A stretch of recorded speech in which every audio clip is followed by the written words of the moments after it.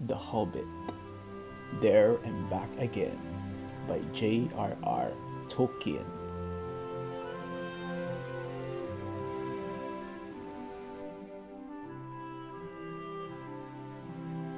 Chapter 4, OverHill and UnderHill.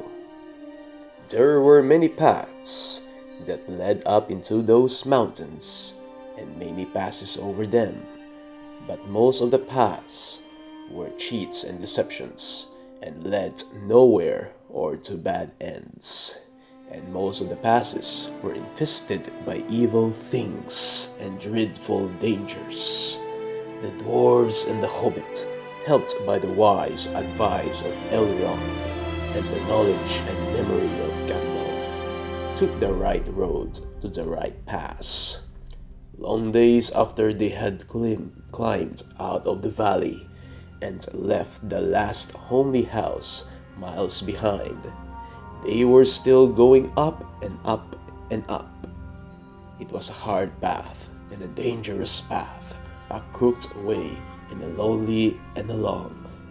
Now they could look back over the lands they had left, laid out behind them, far below. Far, far away in the west, where things were blue and faint, Bilbo knew there lay his own country of safe and comfortable things, and his little hobbit hole. He shivered. It was getting bitter cold up here, and the wind came shrill among the rocks. Boulders, too, at times, came galloping down the mountain sides, let loose by midday sun upon the snow, and pass among them, which was lucky, or over their heads, which was alarming.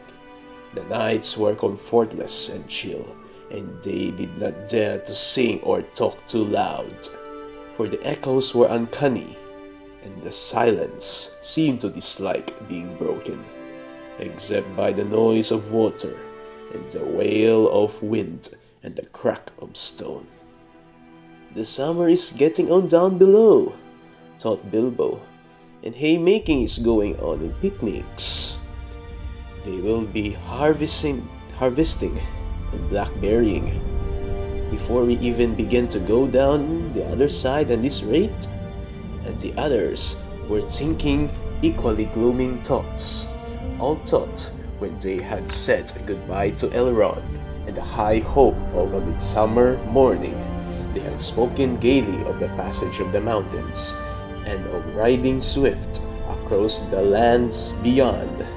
They had thought of coming to the secret door in the lonely mountain, perhaps the very last moon of autumn, and perhaps it will be Durin's day, they had said.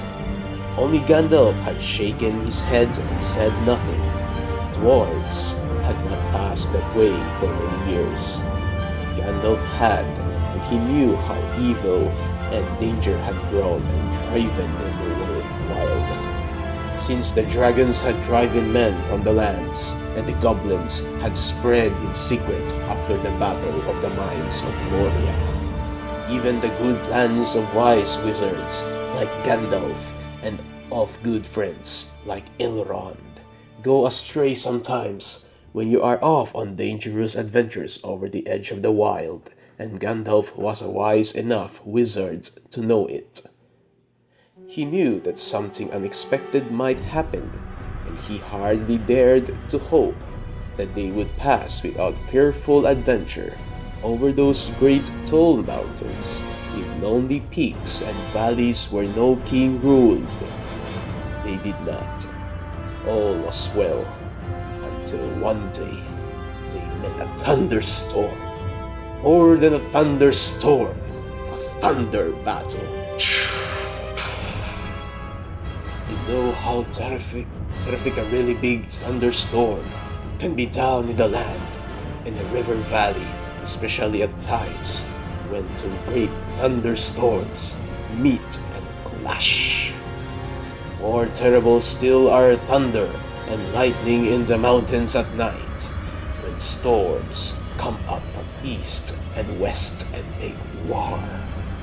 The The lightning splinters on the peaks, and rocks shiver, and the great crashes split the air and go rolling and tumbling into every cave and hollow, and the darkness is filled with overwhelming noise and sudden light. Bilbo had never seen or imagined anything of the kind.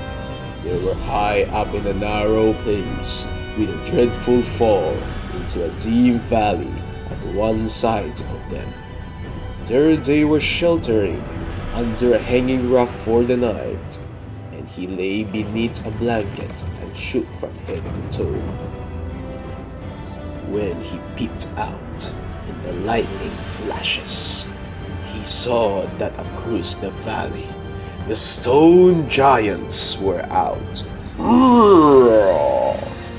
were hurling rocks at one another for a game, and catching them and tossing them into the darkness, where they smashed among the trees far below, or splintered into little bits with a bang.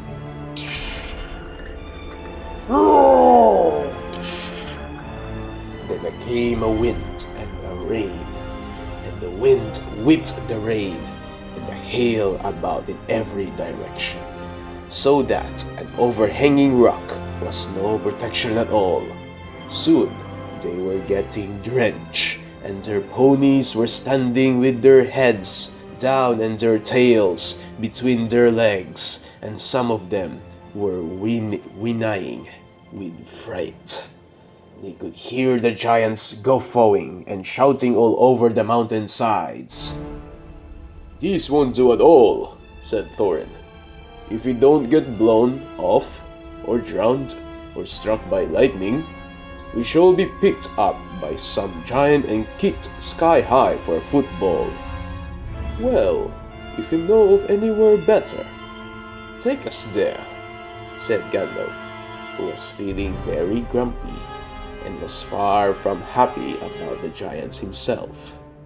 The end of their argument was that they sent Fili and Kili to look for a better shelter. They had very sharp eyes, and being the youngest of the dwarves by some 50 years, they usually got these sort of jobs. Then everybody could see that it was absolutely no use sending Bilbo. There is nothing like looking if you want to find something, or so Thorin said to the young dwarves. You certainly usually find something if you look, but it is not always quite the something you were after. So it proved on this occasion. Soon, Fili and Kili came crawling back, holding on to the rocks in the wind. "We have found a dry cave," they said, "not far round the next corner, and ponies and old gold get inside." "Have you thoroughly explored it?" said the wizard, who knew that caves up in the mountains were seldom unoccupied. Yes, they said, though everybody knew they could not have been long about it. They had come back too quick. "It isn't all that big. It does not go far back." That, of course, is the dangerous part about caves. You don't know how far they go back out sometimes, or where a passage behind may lead to, or what is waiting for you inside. But now, Fili and Kili's news seemed good enough, so they all got up and prepared to move. The wind was howling and the thunder still growling, and they had a business getting themselves and their ponies along. Still, it was not very far to go, and before long they came to a big rock standing out into the path. If you stepped behind, you found a low arch in the side of the mountain. There was just room to get the ponies through with a squeeze. When they had been unpacked and unsaddled, as they passed under the arch, it was good to hear the wind and the rain outside instead of all about them, and to feel safe from the giants and their rocks. But the wizard was taking no risk. He lit up his wand, as he did that day in Bilbo's dining room that seemed so long ago, if you remember, and by its light they explored the cave from end to end. It seemed quite a fair size, but not too large and mysterious. It had a dry floor and some comfortable nooks. At one end, there was room for the ponies, and there they stood, mighty glad of the change, steaming and champing in their nose bags. Oin and Gloin wanted to light a fire at the door to dry their clothes, but Gandalf would not hear of it, so they spread out their wet things on the floor and got dry once out of their bundles. When they made their blankets comfortable, got out their pipes and blew smoke rings, which Gandalf turned into different colors and set dancing up by the roof to amuse them. They talked and forgot about the storm and discussed what each would do with his share of the treasure when they got it, which at the moment did not seem so impossible, and so they dropped off to sleep one by one. And that was the last time that they used the ponies' packages, baggages, tools, and paraphernalia that they had brought with them. It turned out a good thing that night that they had brought little Bilbo with them, after all, for somehow he could not go to sleep for a long while, and when he did sleep, he had very nasty dreams. He dreamed that a crack in the wall at the back of the cave got bigger and bigger, and opened wider and wider, and he was very afraid, but could not call out or do anything but lie and look. Then he dreamed that the floor of the cave was giving way, and he was slipping, beginning to fall down, goodness knows where to. At that, he woke up with a horrible start and found that part of his dream was true.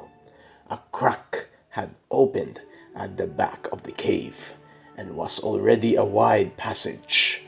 He was just in time to see the last of the ponies' tails disappearing into it. Of course, he gave a very loud yell, as loud as a yell as a hobbit can give, which is surprising for their size. Out jumped the goblins, big goblins, great ugly looking goblins, lots of goblins. Before you could say rocks and blocks, there were 6 to each dwarf at least, and 2 even for Bilbo, and they were all grabbed and carried through the crack before you could say Fenda and Flint. But not Gandalf. Bilbo's yell had done that much good. It had wakened up wide in a splintered second, and when goblins came to grab him, there was a terrific flash like lightning in the cave, a smell like gunpowder, and several of them fell dead. The crack closed with a snap, and Bilbo and the dwarves were on the wrong side of it. Where was Gandalf? Of that neither. They nor the goblins had any idea, and the goblins did not wait to find out.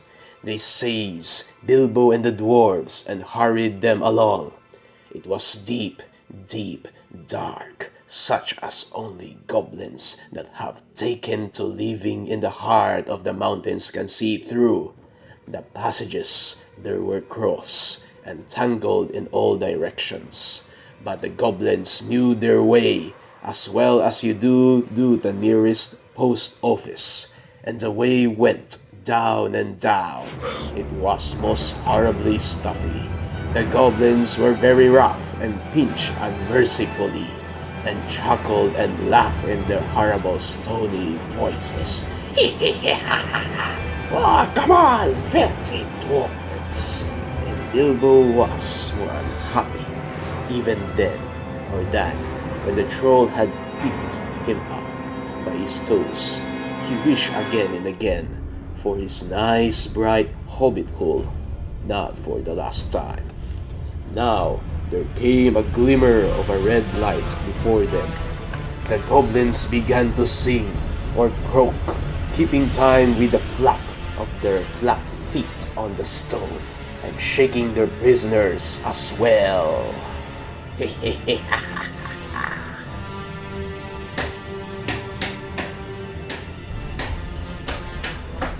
Down, down the goblin town, down the goblin town. Black, crack, the black and crack, the black, crack, the black, crack. Clap, snap, the black and crack. Creep, grab, pinch, snap, and down the goblin town. You go, my lad, ho ho, my lad. Crash, slash, crush, smash, hammer, tongs, knocker and gongs. Pound, pound for underground. Down to goblin town. You go, my lad, below, my lad. Swish, smack, whip and crack. Batter and beat, yammer and bleat. Work, work, now dare to shirt. Why goblins quaff and the goblins laugh. Why goblins quaff and the goblins laugh. Round, round, far underground. Below, my lad. You go, my lad. And down the goblin town. Down the goblin town. The black, crack, and down the goblin town. You go, my lad, below, my lad.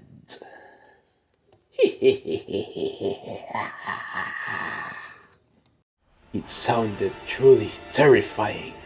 The walls echoed to the clap snap and the crush smash, and to the ugly laughter of their ho ho, my lad. The general meaning of the song was only too plain, for now the goblins took out whips and whipped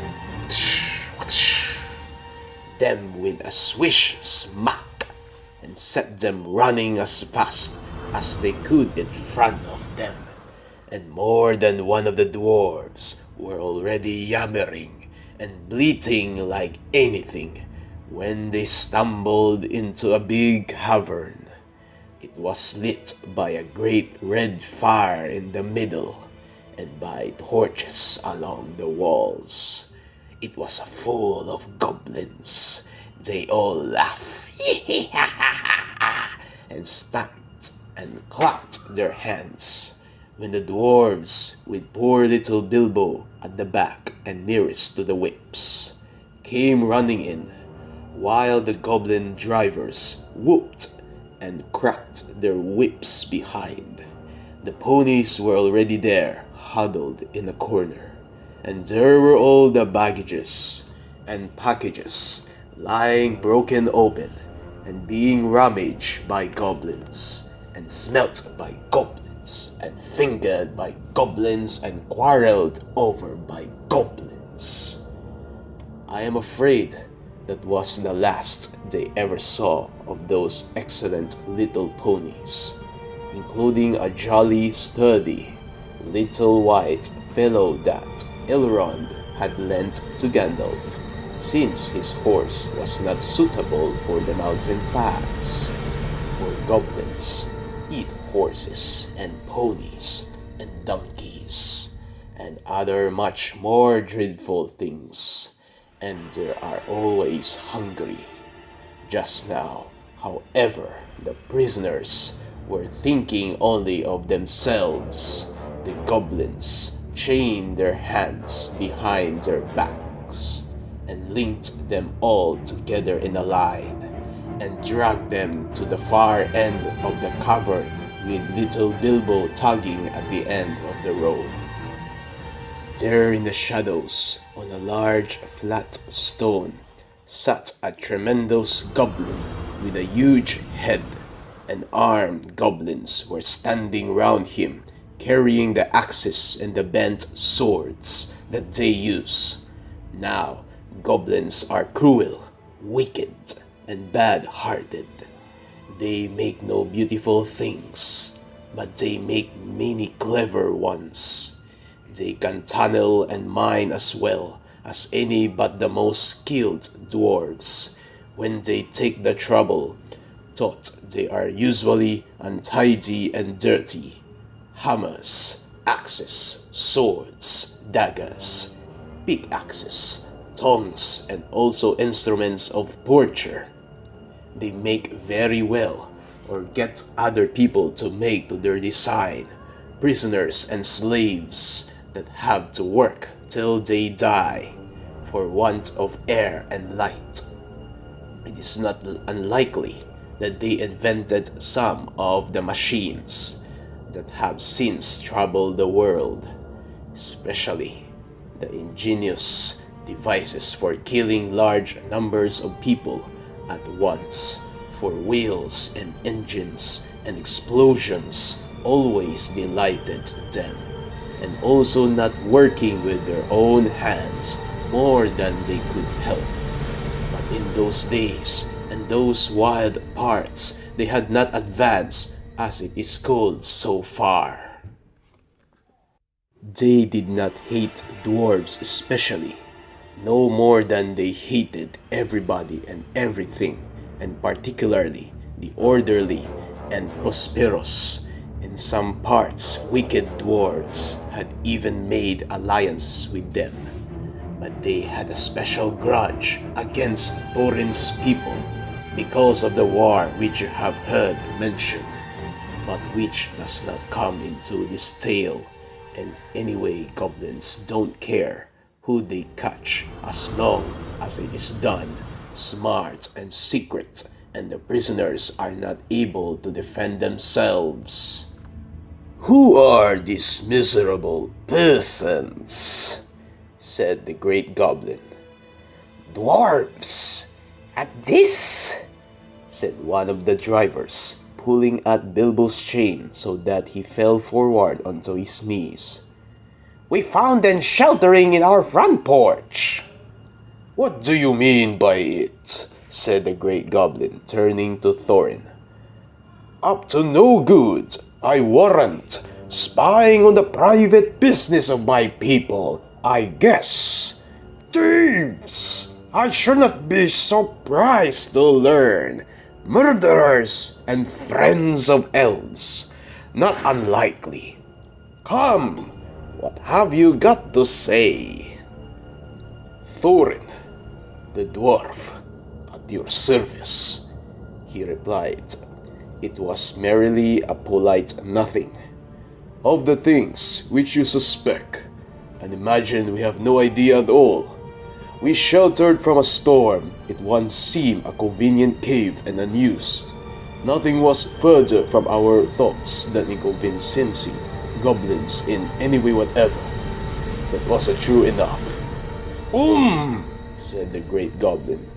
"So you say. May I ask, what are you were doing up in the mountains at all, and where you were coming from, and where you were going to? In fact, I should like to know all about you. Not that will do you much good, Thorin Oakenshield. I know too much about your folk already.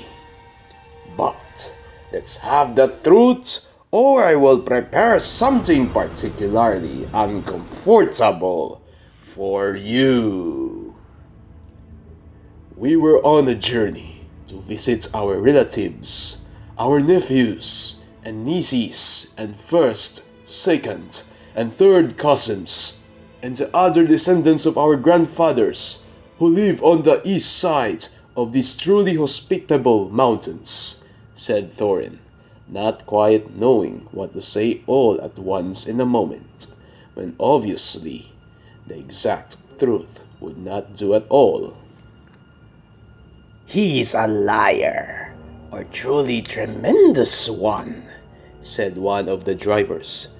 "Several of our people were struck by lightning in the cave when we invited these creatures to come below, and they are as dead as stones.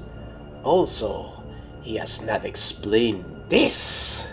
He held out the sword which Thorin had worn, the sword which came from the troll's lair. The great goblin gave a truly awful howl of rage when he looked at it, and all his soldiers gnashed their teeth, clashed their shields, and stomped. They knew the sword at once. It had killed hundreds of goblins in its time, when the fair elves of Gondolin hunted them in the hills or did battle before their walls. They had called it Orcrist, Goblin Cleaver, but the goblins called it simply Beta. They hated it and hated worse anyone that carried it. "Murderers and elf friends!" the great goblin shouted. "Slash them, beat them, bite them, gnash them! Take them away to the dark holes full of snakes, and never let them see the light again!" He was in such a rage that he jumped off his seat and himself rushed at Thorin with his mouth open. "Ah!" Just at that moment, all the lights in the cavern went out, and the great fire went off poof into a tower of blue glowing smoke right up to the roof that scattered piercing white sparks all among the goblins. The yells and yammering, croaking, "Ah!" gibbering and jabbering, howls, growls, and curses, shrieking and striking, that follow were beyond description. Several hundred wild cats and wolves being roasted slowly alive together would not have compared with it. The sparks were burning holes in the goblins, and the smoke that now fell from the roof made the air too thick for even their eyes to see through.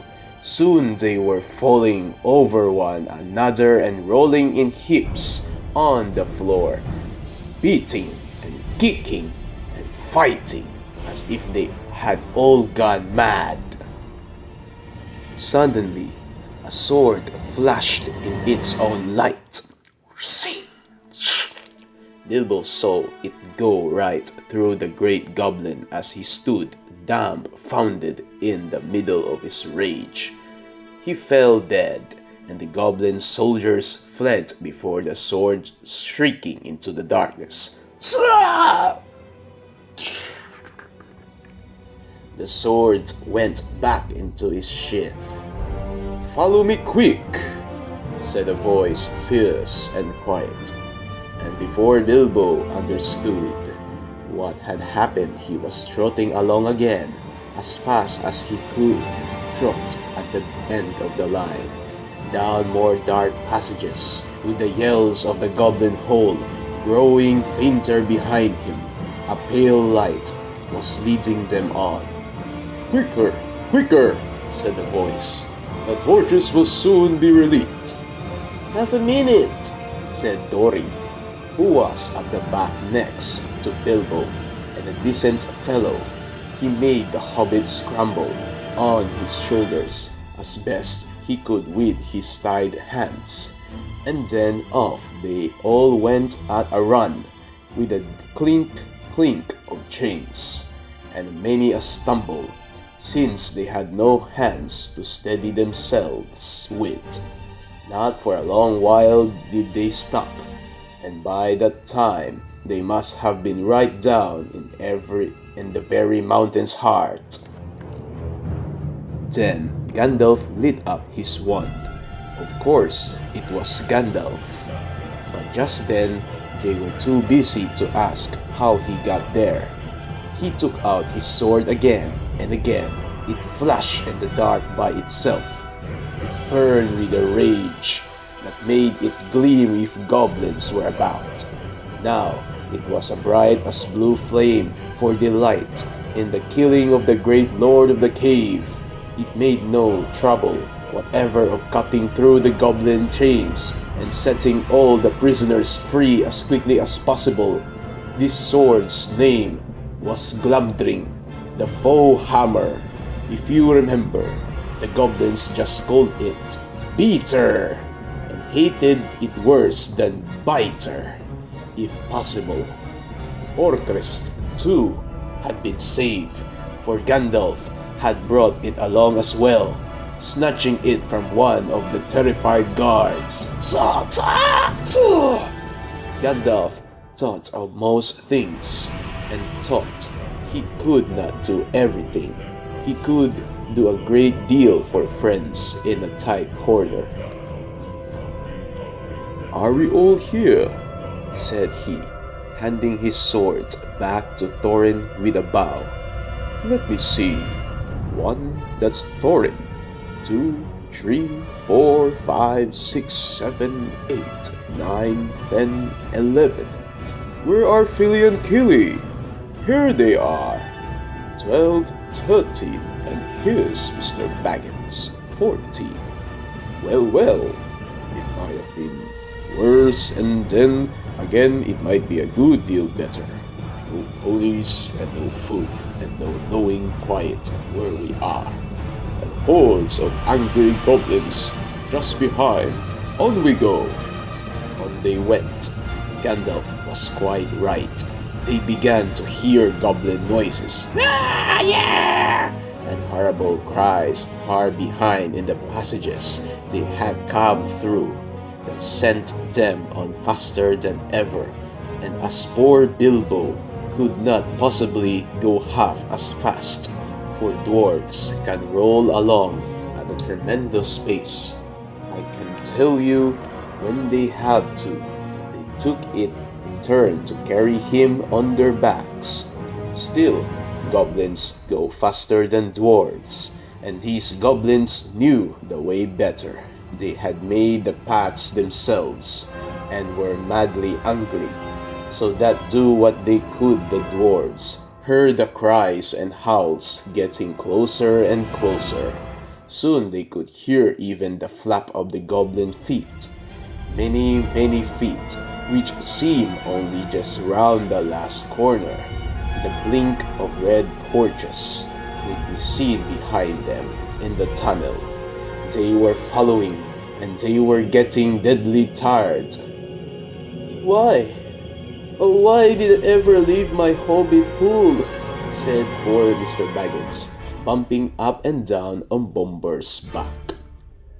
Oh, why did I ever bring a rich little hobbit on a treasure hunt?" said poor Bombor, who was fat and staggered along with the sweat dripping down his nose in his heat and terror. At this point, Gandalf fell behind, and Thorin with him.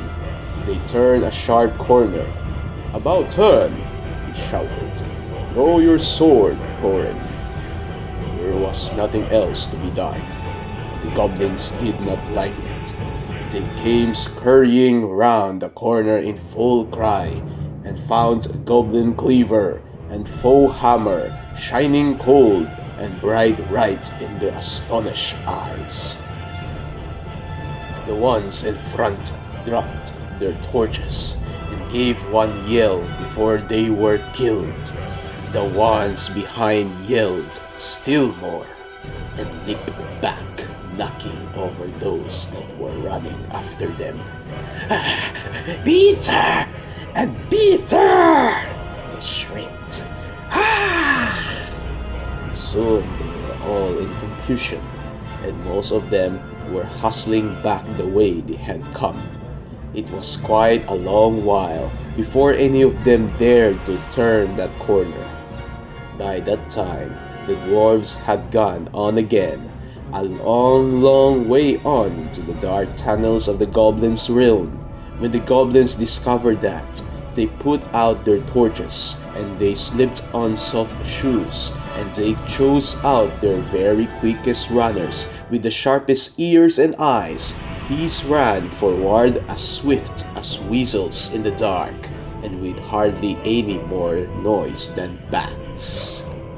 That is why neither Bilbo, nor the dwarves, nor even Gandalf heard them coming, nor did they see them, but they were seen by the goblins that ran silently up behind, for Gandalf was letting his wand give out a faint light to help the dwarves as they went along. Quite suddenly, Dory, now at the back again carrying Bilbo, was grabbed from behind in the dark. He shouted and fell. "Ah!" And the hobbit rolled off his shoulders into the blackness, bumped his head on hard rock, and remembered nothing more.